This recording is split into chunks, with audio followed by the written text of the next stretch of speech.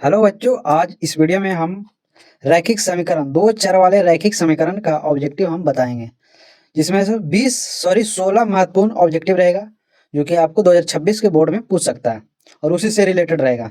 तो आप लोग इसको समझने के लिए, इसको देखने के लिए, इसको सीखने के लिए वीडियो के लास्ट तक बने रहना और जरूर देखना। तो इसमें सवाल नंबर फर्स्ट का क्या कहता है? इसे सवाल नंबर फर्स्ट है कि दो रैखिक समीकरण का आलेख समांतर रेखाएं हैं, तब रैखिक समीकरण युग्म का हल कौन सा होगा? जब कह रहा है, जब दो रैखिक समीकरण जैसे में हो गया 2x plus 3y plus 5 is equal to 0, ये एक रैखिक समीकरण हो। एक और जैसे 5x प्लस 9y और प्लस 10 बराबर 0, ये मान लीजिए ये दो रैखिक समीकरण दिए। रैखिक समीकरण करने का अर्थ हुआ जिसका घात 1 होगा उसका रैखिक समीकरण हुआ।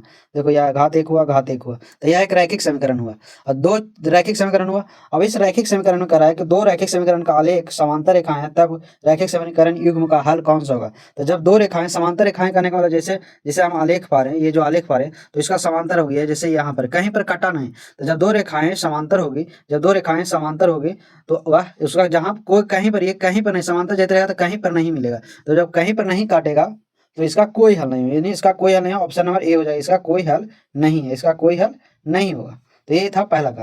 अब सेकंड नंबर सवाल क्या कहता है कि सेकंड नंबर सवाल कहता है कि दो रैखिक समीकरण का आलेख प्रतिच्छेदी रेखाएं। अब यहाँ पर देखो, यहाँ पर दो रैखिक समीकरण दिया हुआ।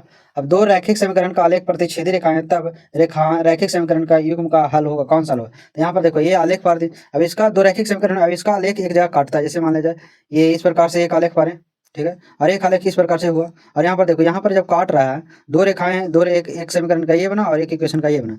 जब यहाँ पर दोनों काट रहा है, जब यहाँ पर एक काट रहा है तो यहाँ पर काट रहा है तो होगा क्या?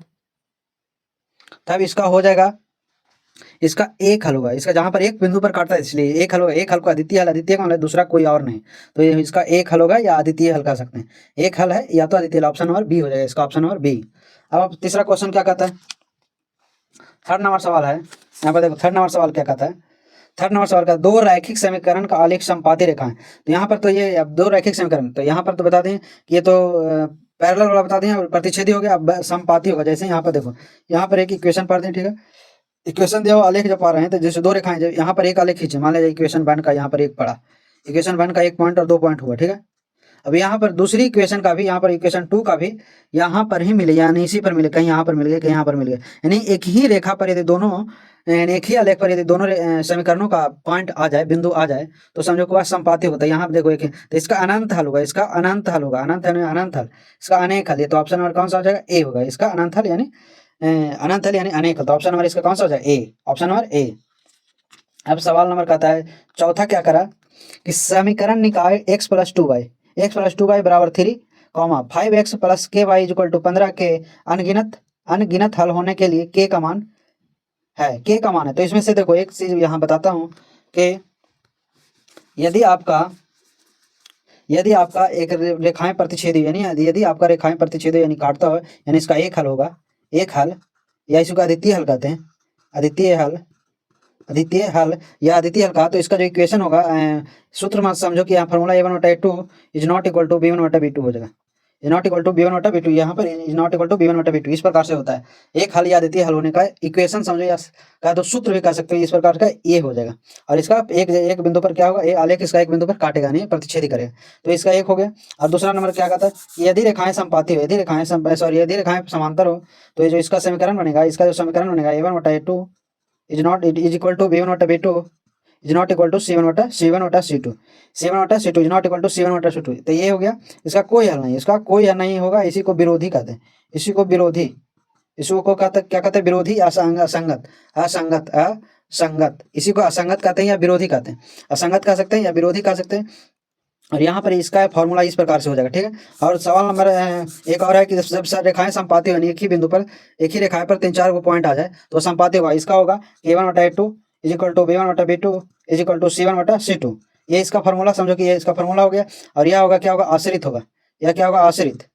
यह होगा आश्रित, क्योंकि एक ही पॉइंट पर है तो इसको आश्रित कहेंगे, या इसी को संपाती होगा या संगत होगा, ठीक है, या संगत नहीं होगा। तो इस प्रकार से आपका ये हो गया। अब इस सवाल में क्या करा कि समीकरण निकाय x plus two y is equal to 3, 5x plus k y equal to 15 के अनगिनत हल होने के लिए के का मान ज्ञात करें। के का मान का तो इक्वेशन दिया हुआ है जो हम लिखते, देखो इक्वेशन दिया हुआ है क्या, x प्लस टू बाई बराबर 3 दिया हुआ, 5x plus k Y is equal to दिया है 15, ठीक है। अब कह रहा अनगिनत हल होने के लिए आपको बनाना पड़ेगा क्या, a1 बटा a2 is equal to b1 बटा b2 is equal to c1 बटा c2। यही समीकरण बताए थे, एक सूत्र बताए थे। तो इस फॉर्मूला में हटाना, तो इसको पहले इक्वेशन बनाना पड़ेगा, जीरो बनाना पड़ेगा। देखो ऐसे x प्लस टू बाई इधर प्लस में 3 इधर आएगा तो माइनस में 3 इक्वल टू 0 हो जाएगा। इसको बनाएंगे 5x plus k y minus 15 is equal to 0। यहाँ पर ये हो गया। अब इसको क्या करना है कि ए बी हमको सी मानना। तो देखो इसमें a1, तो इसको इस फॉर्मूला को मिटाते हैं और इसको बताते हैं कि इसमें जो a1 हो जाएगा 1 हो जाएगा, a2 जो हो जाएगा a1 b1, इसमें b1 कौन सा हो जाएगा, b1 हो जाएगा 2 और c1 जो हो जाएगा -3। c1 क्या हो जाएगा -3 है। इसमें हो जाएगा कौन सा a1 a2 इसमें a2 कौन सा होगा 5 और हो जाएगा b2 इसमें कितना कौन सा हो जाएगा k और इसमें c2 बराबर हो जाएगा -15। c2 बराबर कौन सा हो जाएगा -15, इसमें c2 कौन सा -15। अब उस फॉर्मूला के अनुसार बैठाते हैं, जैसे a1 बटा a2 is equal to b1 बटा b2 is equal to c1 बटा c2, ये हो गया। अब इस फॉर्मूला के अनुसार बैठाते हैं, तो फॉर्मूला में क्या कर रहा है a1 बटा a2, तो a1 खोजना है। a1 यहाँ पर देखो 1 है, 1 बटा a2 कितना 5 बराबर a1 बटा a2 b1 कितना 2 और b2 कितना k, ठीक है। तो भाई हम इस k का मान ही खोज रहे थे, इसी को करते हैं बराबर में, इसको नहीं लिखते, ठीक है। तो इसको क्या करेंगे कि देखो यहाँ k का मान निकालने के लिए क्या करेंगे, ये दोनों का गुना हो जाएगा तो हो जाएगा k बराबर 5 दूनी 10, यानी k का जो मान होगा हमारा 5 दूनी 10, k का बराबर k 10 के बराबर होगा तो हमारा इक्वेशन सही होगा। k यदि हम 10 के बराबर, देखो इसमें ऑप्शन है, ऑप्शन नंबर बी में +10 है, तो k बराबर 10 होगा तो वह अनगिनत होगा। इस समीकरण में k की जगह पर हम 10 रखेंगे तो वह अनगिनत हल होने के लिए पर्याप्त हो जाएगा। अनगिनत हल होने के लिए क्या हो जाएगा, पर्याप्त हो जाएगा। तो ये ऑप्शन नंबर कौन सा हो जाएगा, बी हो जाएगा, ऑप्शन नंबर बी। अब नेक्स्ट सवाल कहता है कि k के किस मान के लिए kx प्लस 7y बराबर 5 2x plus 5y equal to 1 का एक अद्वितीय हल होगा। अद्वितीय हल होगा कि मैंने एक हल होगा। तो एक हल होने के लिए क्या कहता है, एक हल होने के लिए कहता है, तो पहले इसमें इक्वेशन लिखते हैं, कौन सा इक्वेशन कह रहा है kx प्लस 7y, तो kx प्लस 7y और इज इक्वल टू 5, ठीक है, और 2x plus y is equal to 1। तो यहाँ पर अद्वितीय हल, तो पहले इसको हम इक्वेशन बनाते हैं, तो kx प्लस 7y माइनस 5 हो जाएगा इक्वल टू 0। इसको करेंगे तो 2x plus y minus 1 is equal to 0। पहले समीकरण के रूप में लेना, समीकरण का मतलब समीकरण जैसा ही कहा तो उसके बराबर के रूप में 0 होना चाहिए, तब समीकरण जाके होगा। तो ये समीकरण हो गया। अब इसको a1 लिखते हैं, तो a1 बराबर हो जाएगा k, b1 बराबर हो जाएगा इसमें 7 और c1 बराबर हो जाएगा -5 और इसमें देखो a2 बराबर हो जाएगा 2 और b2 बराबर हो जाएगा 1 और c2 बराबर होगा -1, ठीक है। अब अद्वितीय हल कह रहा है कि अद्वितीय हल, देखो कह रहा है अद्वितीय हल या एक हल। तो अद्वितीय हल का बताए थे अभी फॉर्मूला, ये होता है a1 बटा a2 is not equal to b1 बटा b2, a1 बटा a2 is not equal to b1 बटा b2। तो इसको ऊपर बैठाते थे, a1 कितना a1 k है बटा a2 कितना 2 है बराबर b1 कितना है 7 बटा b2 कितना b2 कितना है 1। तो देखो यहाँ तो बराबर नहीं होना चाहिए, ठीक है ना, यहाँ पर बराबर नहीं होना चाहिए। देखो ऑप्शन में यहाँ समझो, यदि हम k की जगह पर, देखो यहाँ पर यदि k की जगह पर हम, देखो यहाँ k की जगह पर यदि हम 14 रखते हैं, 14 तो 7 2 7 14 कट जाएगा, 2 7 14 यानी 7 बराबर में आ जाएगा 7 बटा 1 का बराबर में 7 बटा 1 7 बटा 1 आ यानी बराबर हो जाएगा। तो k का मान 14, k बराबर 14 नहीं होगा, तो ये तो आंसर गलत हो जाएगा। और यहाँ पर k बराबर 2 रखते हैं, अगर देखो यहाँ पर k बराबर 2 रखते हैं तो k तो इसमें से छोटा हो गया, 2 तो यहाँ पर रखेंगे तो 1 हो जाएगा और एक यहाँ पर खाली 1 हो जाएगा 7, इसीलिए हम k का मान 14 के बराबर नहीं होना चाहिए, k का मान 14 से बड़ा होना चाहिए, 14 के बराबर नहीं होना। तो ऑप्शन नंबर बी इसका क्या हो जाएगा, सही हो जाएगा। अगर यहाँ पर 5 रख देते हैं तो यहाँ पर देखो बराबर नहीं होगा, 5 बटा 2 और 7 बटा 1 बराबर नहीं है, इसको काट कूट करेंगे तो क्या बराबर नहीं होगा, 5 बटा 2 और 7 बटा 1 बराबर नहीं है। तो k का मान 14 के बराबर नहीं होना चाहिए, ऑप्शन नंबर कौन सा हो जाएगा, बी हो जाएगा, ऑप्शन नंबर बी हो जाएगा। तो 4-5 हो गया। अब सवाल नंबर 6 देखते क्या। तो सवाल नंबर 6 कहता है, देखो इसमें सवाल नंबर 6 इसमें देखो क्या है, सवाल नंबर 6 कह रहा है k के किस मान के लिए समीकरण निकाय 3x minus 5 3x minus y minus 5 is equal to 0। यहाँ पर एक इक्वेशन यहाँ पर दिया हुआ है का कोई हल नहीं होगा। अब ये k का मान पूछ रहा है, कोई हल नहीं होने के लिए पहले इस इक्वेशन को लिखते हैं, कह रहा 3x minus y minus 5 is equal to 0, ठीक है। अब फिर दूसरा इक्वेशन है 9x minus 3y minus k is equal to 0। यहाँ पर ये है इक्वेशन, 2 इक्वेशन दिया, कह रहा कोई हल नहीं होगा का फॉर्मूला क्या है। तो पहले इसको हम पहले बनाते हैं। a1 बराबर होगा इसमें कौन 3, b1 बराबर होगा इसमें -1 और C1 बराबर हो जाएगा -5, कौन सा हो जाएगा -5, C1 बराबर कौन सा -5, A2 बराबर कौन सा 9 हो जाएगा, B2 बराबर हो जाएगा -3 और C2 बराबर हो जाएगा -1 सॉरी -k, कितना -k। तो अब इसमें कह रहा है कोई हल नहीं होने के लिए, कोई हल नहीं है, तो कोई हल नहीं होने के लिए फॉर्मूला क्या बताते हैं अभी कि A1/A2 is equal to B1/B2 is not equal to C1/C2 is not equal to C1/C2, इस प्रकार से रहेगा। तो इसका कोई हल नहीं होगा, कोई हल नहीं होगा, तो इस रूप में बैठा दे क्या होगा, A1 3 है, 3/A2 कितना 9 बराबर, फिर B1 कितना -1 और B2 कितना -3, देखो B2 -3 है, और यहाँ पर is not equal to C1 कितना है -5 और C2 कितना -k। यहाँ पर देखो माइनस से माइनस कट गया। अब यहाँ पर देखो इसको करेंगे तो 3 3 9 1/3 माइनस माइनस कटेंगे तो हो जाएगा 1/3 बराबर 1/3 और बराबर बराबर नहीं होना चाहिए 5/k। तो यहाँ पर देखो k का मान कौन सा रखे के बराबर नहीं होता है, यहाँ पर ऑप्शन नंबर देखो, अगर हम k का मान 15 के बराबर रखते हैं, k का मान यदि हम 15 का बराबर रखते हैं, k का मान यदि 15 के बराबर रखते हैं, यानी 15 रखते हैं तो ठीक 5 या 15 3 यानी 1/3 बराबर हो जाए, इसलिए k का मान 15 नहीं होगा, ये ऑप्शन नहीं होगा। कह k 15 के बराबर नहीं, k का कोई भी मान हो सकता है या कोई नहीं, तो k यहाँ पर k जो है जो कि 15 के बराबर नहीं होगा। ऑप्शन नंबर कौन सा हो जाएगा, ऑप्शन नंबर ए हो जाएगा इसका आंसर, ऑप्शन नंबर ए हो जाएगा इसका आंसर। अब इसको मिटाते हैं।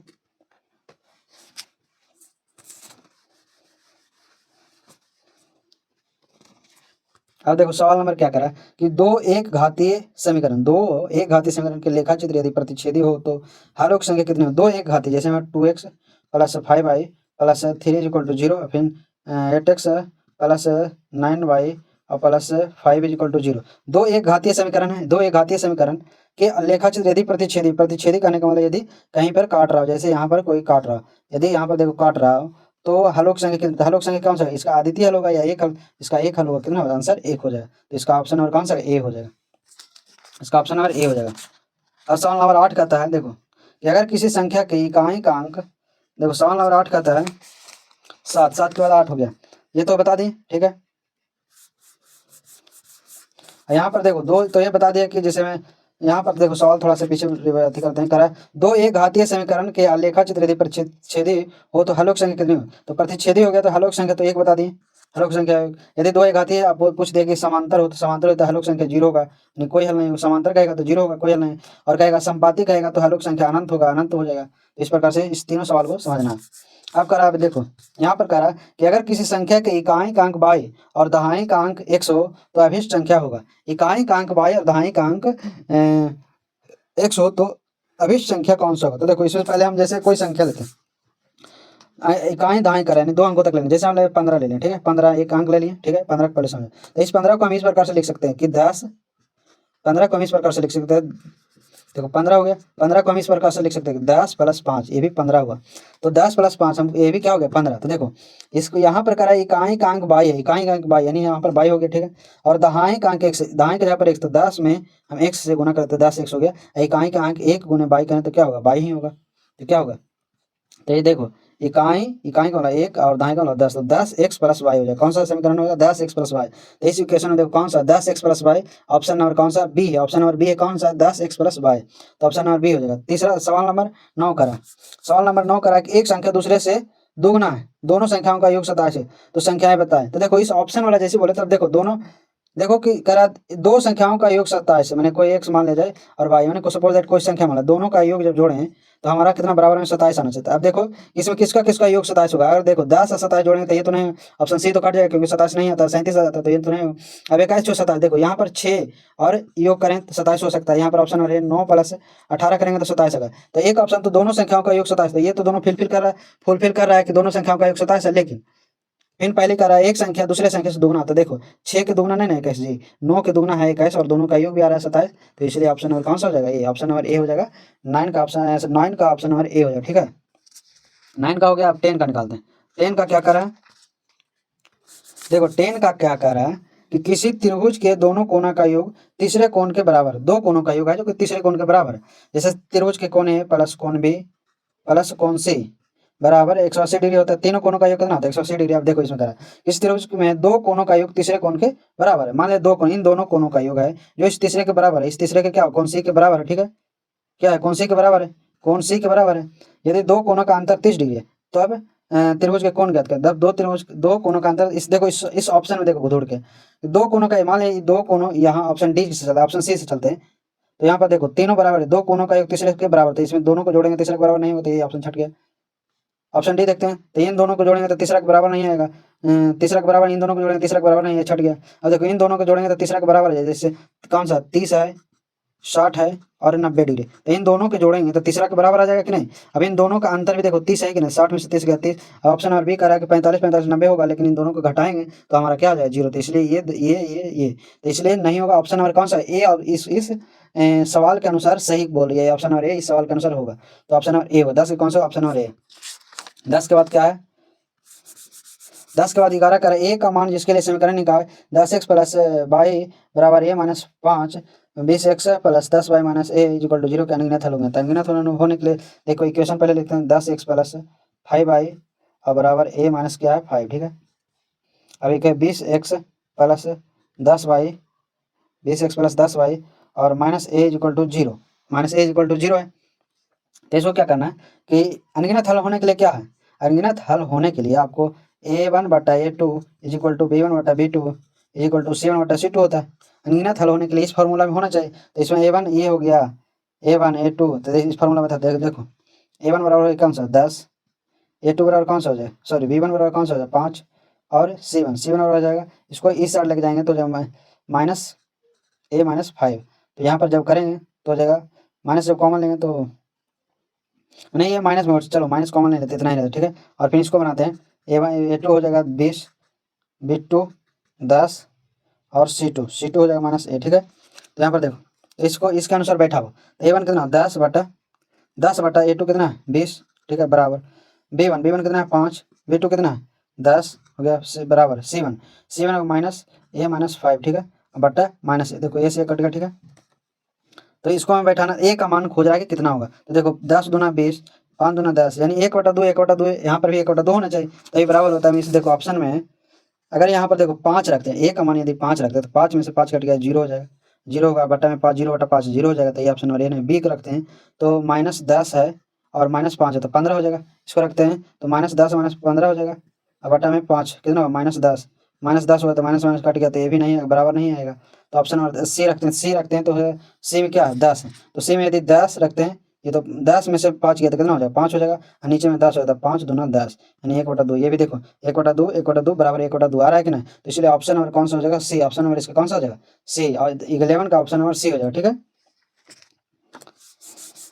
अब यहाँ पर सवाल नंबर कर रहा है 12 के किस मान के लिए समीकरण x प्लस 2y बराबर 7, x प्लस 2y बराबर 7 तथा 2x प्लस ky बराबर 14 समपाती होगा। समपाती देखो, तो पहले x इक्वेशन लिखते हैं, x प्लस 2y बराबर 7 और हो जाएगा 2x प्लस ky बराबर 14, ये दिया हुआ है, k का मान पूछ रहा है जिसके लिए समपाती होना चाहिए। तो यहाँ पर देखो x plus 2y minus 7 is equal to 0, equation बना दें 2x plus ky minus 14 is equal to 0, ठीक है। a1 बराबर हो जाएगा 1, b1 बराबर हो जाएगा 2 और c1 बराबर हो जाएगा -7, ठीक है। और a2 बराबर हो जाएगा 2, b2 बराबर हो जाएगा k और c2 बराबर हो जाएगा कौन सा, c2 बराबर हो जाएगा -14, ठीक है। अब समपाती होने के लिए, समपाती होने के लिए यानी समपाती होने का मतलब कि अनगिनत हल, कौन सा समपाती होने का मतलब क्या अनगिनत हल, कौन सा समपाती करा, समपाती या संगत, ये कौन सा अनगिनत हल, जब दो रेखाएं समपाती हो तो उसका अनगिनत हल होगा। अनगिनत हल होने के लिए फार्मूला होगा a1/a2 is equal to b1 बटा b2 is equal to c1/c2, इस प्रकार में होता है, तो ठीक है। इस फार्मूला में बैठा तो a1 कितना 1/2 बराबर b1 कितना 2 बटा b2 कितना k, तो इसको k का मान देखो, इसे यहाँ से निकालते हैं तो k का मान हो जाएगा 4, k का मान कितना कौन सा हो जाएगा 4, तो k का मान देखो यहाँ पर कौन सा 4, देखो ऑप्शन नंबर सी में k का मान हो जाएगा 4, तो ये था 12 का, ठीक है। अब करा 13, सवाल नंबर 13, देखो यहाँ पर 13 है, सवाल नंबर 13 का a का मान जिसके लिए समीकरण निकाले ax plus 10y equal to 0 दिया हुआ, ठीक है। 2x देखो a का मान, तो a1 इक्वेशन लिखते हैं ax प्लस 10y, ठीक है, इक्वल टू 0, ठीक है। और फिर 2x plus 5y equal to 0, ये इक्वेशन दिया, ठीक है। करा शून्यत्तर हल होने के लिए, शून्यत्तर ए का मान जिसके लिए समीकरण निकाय x प्लस 10y बराबर 0, 2x plus 5y equal to 0 का एक शून्यत्तर हल होगा। शून्यत्तर देखो पहले इसको बनाते हैं, तो यहाँ ए का मान होना चाहिए, तो यहाँ पर अगर बैठाते तो a1 बराबर हो जाएगा ए, b1 बराबर हो जाएगा कौन सा 10, a2 बराबर हो जाएगा 2 और b2 बराबर कौन सा 5, ठीक है। तो यहाँ हो जाएगा a1 बट्टा a2 b1 बट्टा b2 शून्यत्तर बैठाते हैं, तो a1 बट्टा A2 बराबर B1 कितना है 10 बटा B2, देखो यहाँ पर कितना है 5, यहाँ पर देखो 5 है, तो यहाँ पर 5 दूना 10 यानी 5 दूना 10, तो ए का कौन सा मान लें कि हमारा 2 बराबर आना चाहिए, शून्यतर का बराबर शून्य बराबर और शून्य जैसे, तो यहाँ पर बराबर बराबर यानी शून्यतर का मतलब शून्य होना चाहिए, कितना शून्य। तो अगर ए का मान देखो, अगर यहाँ पर ए का मान यहाँ पर 2 रखते हैं तो देखो यहाँ पर 2 ये नहीं होगा, ए का मान यदि 4 है तो ठीक, तो 2 दूना 4 यानी 2 बराबर 2 यानी काट देंगे तो हमारा क्या होगा 1 या 0, क्या हो शून्यतर शून्य हो गया कि नहीं, काट देंगे तो क्या होगा शून्य हो गया। तो ये हमारा शून्यतर ऑप्शन नंबर कौन सा हो जाए, बी हो जाए, ऑप्शन नंबर ए हो, कौन सा हो जाए ए, शून्यतर हल। अब कह रहा 2x माइनस 3y माइनस 1 और 2x प्लस 5y बराबर 7 के हल हैं, तो इसमें कौन सा हल है 2x माइनस 3y माइनस 1 और फिर कह रहा 2x प्लस 5y बराबर 7 के हल हैं। यहाँ देखो इक्वेशन में 2x माइनस 3y और फिर प्लस 1 इज इक्वल टू 0, या इस प्रकार से देखो कि हमको यहाँ 2x माइनस 3y बराबर माइनस 1 लाना है और 2x प्लस 5y बराबर 7 लाना है। मैंने इसमें से x और y का कौन सा मान रखें कि हमारा -1 आ जाए और -7 आ जाए। तो यहाँ पर देखो यदि ऑप्शन नंबर ए से चलता है, यदि x का मान यदि 2 है, x का मान यदि 2 लेते हैं तो 2 दूनी 4 हो जाएगा, 2 दूनी 4, अब y का मान इसमें 1 दिया है तो 2 दूनी 4 में से 3 गया तो हमारा 1 बराबर -1, तो हमारा 1 प्लस में आ जाए, तो इसलिए ऑप्शन ए नहीं होगा। ऑप्शन नंबर बी देखते हैं, तो ऑप्शन नंबर बी कह रहा है कि x का मान -2 है, x का मान कितना -2, तो -2 लिए तो 2 दूना 4 हो गया, 2 दूना 4 तो -4, अब y का मान कितना 1 है तो y का 3, बता देखो 4 और 3 7 हो जाएगा, 4 और 3 7 जो कि -1 के बराबर नहीं, इसलिए ऑप्शन नंबर बी भी नहीं। और ऑप्शन नंबर सी देखते हैं, x का मान 1 लेते हैं तो ये भी नहीं होगा। बाय देखो अब डी कहा कर रहा है कि x का मान है, तो बी और डी का मान दोनों तो सेम लग रहा है जी, -2 y बराबर 1 है, -2 y बराबर 1, तो देखो डी का मान हम रखते हैं, देखो बी का मान से ही हमारा डी और बी दोनों सेम है इसलिए कोई एक हो जाएगा, ठीक है। तो कैसे होगा देखो माइनस बी में एक्स का मान कितना -2, तो -2 रखें, ठीक है, तो माइनस यहाँ पर हो जाएगा 2 दूना 4 -4 हो जाएगा, माइनस यहाँ पर हो जाएगा 3 गुने 1, 3 गुने 1 तो 3 हो जाएगा बराबर -1, 4 और 3 7, -7 बराबर -1, तो ये तो नहीं होगा भाई, ये तो नहीं होगा, कोई तो एक होता है यहाँ पर, तो ऑप्शन ही गलत लगता है, यहाँ पर दोनों दे दिया है प्लस में। यहाँ पर देखो एक्स का यहाँ पर देखो अगर इसमें रखते हैं तो 2 दूना 4, एक्स का मान -2 लगते तो 2 -4 प्लस 5 बराबर 7, ये इसलिए ये भी गलत है। नहीं ऑप्शन नंबर कौन सा है हमारा, अगर यहाँ पर एक यहाँ पर ये रखते हैं एक एक्स का मान 1 तो 2 गुना 1 2 प्लस 5 गुना 1 5, 5 2 7, 7 बराबर 7 आ जाएगा, ठीक है। और यहाँ पर ऑप्शन नंबर सी का रखते हैं, एक रखते हैं तो 2 गुना 1 2 हो जाएगा, -3 गुना 1 क्या हो जाएगा 3 बराबर -1, तो देखो यहाँ पर हो जाएगा -1, तो यहाँ पर 2 गुना तो -1 हो जाएगा और फिर -1। नहीं ऑप्शन नंबर हमारा सी है जो कि फुलफिल कर रहा है, ऑप्शन नंबर सी है हमारा क्या हो जाएगा सही, एक्स बराबर 1 और वाई बराबर भी 1। यहाँ पर देखो सवाल नंबर 15 करा 2x minus 4y minus 3 is equal to 0, 2x minus 4y minus 3 is equal to 0 और इतना कि कैसे समीकरण निकाले होंगे। तो इक्वेशन है 2x minus 4y minus 3 is equal to 0, फिर करा x minus 2y plus 5 is equal to 0। यहाँ पर देखो a1 बराबर हो जाएगा 2, b1 बराबर हो जाएगा -4 और c1 बराबर हो जाएगा -3। यहाँ पर a2 बराबर हो जाएगा 1 और b2 बराबर हो जाएगा -2 और c2 बराबर हो जाएगा 5, ठीक है। तो कह रहा है कौन सा हल होगा, तो इसको इक्वेशन बैठाते हैं पहले a1, देखो यहाँ पर बैठाते हैं a1 और a2 यानी a1 2 और बटा यहाँ पर a1 1, अब इसको इस प्रकार से a1 a2 b1 b2 c1 c2 इस प्रकार का बैठाते हैं, ठीक है। तो देखो बैठाते हैं तो a1 कितना है, a1 हमारा 2 हो जाएगा तो 2 बटा 1, ठीक है, 2 बटा 1 और b1 कितना -4 बटा -2 c1 कितना -3 बटा 5, ठीक है, -3 बटा 5 हो गया, तो देखो माइनस माइनस कट गया, 2 दूना 4 हो गया, यहाँ पर हो गया 2 बटा 1 और फिर हो जाएगा 2 बटा 1 और फिर -3 बटा 5, देखो तो यहाँ पर ये दोनों बराबर हो गया, ये बराबर नहीं हुआ -3 बटा 5, तो इस प्रकार से कि कौन सा होगा कि यानी ये दोनों बराबर है ये बराबर नहीं होगा, तो ये कौन सा होगा समांतर हल होगा, समांतर या तो इसको कहते हैं विरोधी, समांतर या विरोधी, तो इसमें कौन सा हो जाएगा विरोधी, ऑप्शन नंबर ए हो जाएगा, सॉरी ऑप्शन नंबर बी हो जाएगा कौन विरोधी, इस प्रकार से हो इस फॉर्मूला इस रूप में हो तो समांतर या विरोधी होगा, ठीक है। तो ये हो गया।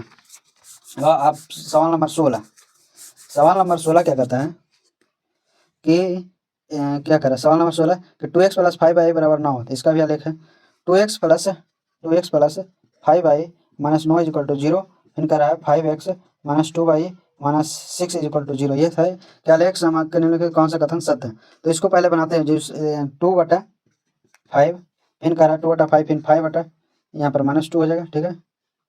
अब फिर -9/-6 तो काटेंगे तो माइनस माइनस कटेगा, 3 3 दूनी 6, यहाँ पर हो जाएगा 2/5। तो देखो देखो यहाँ पर कोई बराबर नहीं होगा, ठीक है। यहाँ पर देखो कोई बराबर नहीं है, तो कोई बराबर नहीं है तो यह हो जाएगा, क्या हो जाएगा, आलेख प्रतिच्छेदी सरल रेखाएं ये नहीं है, आलेख संपाती सरल रेखाएं हैं, संपाती कोई बराबर नहीं, आलेख समांतर सरल रेखा इनमें से कोई नहीं। देखो देखते हैं फिर से, यहाँ पर है 5x - 2 तो हो जाएगा 2/5, ठीक है। फिर 5/-2 फिर 9 - 9/-6। तो यहाँ पर देखो ये भी नहीं बराबर है और ये भी बराबर नहीं, यानी कोई बराबर नहीं है। तो आलेख संपाती सरल रेखाएं नहीं है, आलेख संपाती सरल रेखाएं नहीं होगा, संपाती होगा तो ये तीनों बराबर होना चाहिए, भी नहीं। आलेख प्रतिच्छेदी सरल रेखाएं, प्रतिच्छेदी करेगा तो ये काटेगा, प्रतिच्छेदी सरल रेखाएं तो नहीं है। आलेख समांतर सरल रेखाएं, समांतर तो नहीं है क्योंकि समांतर का ये फॉर्मूला नहीं होता। इनमें से देखो आलेख प्रतिच्छेदी होगा, क्यों होगा, क्योंकि यहाँ पर देखो तीनों यहाँ पर बराबर A1/A2 is not equal to B1/B2 है, और यहाँ पर is not equal to C1/C2। ये भी हो गया, क्या हो गया, ये दोनों तो बराबर नहीं है ना जी। तो ये दोनों जब बराबर नहीं है तो हमारा तो प्रतिच्छेदी का रूल फॉलो कर रहा है, तो इसलिए ऑप्शन नंबर ए होगा, क्या होगा, ऑप्शन नंबर ए। तो यह था आपका 16 महत्वपूर्ण ऑब्जेक्टिव, इसको समझना है और इसको देखना है, इसको बनाना है। तो मिलते हैं नेक्स्ट वीडियो में।